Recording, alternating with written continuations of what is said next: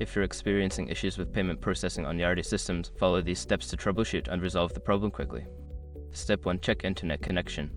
Ensure that your internet connection is stable and functioning properly. A weak or intermittent connection can cause payment processing issues. Step 2. Clear browser cache. Clear your browser's cache and cookies.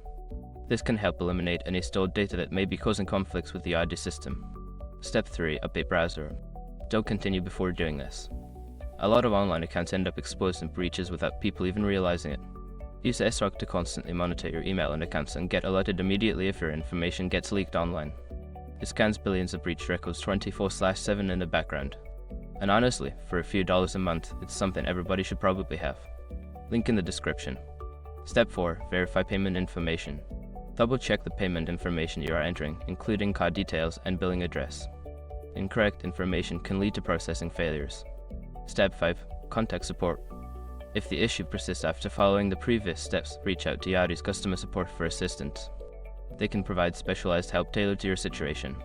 By following these steps, you should be able to resolve payment processing issues on Yardi systems effectively. If problems continue, don't hesitate to seek professional support.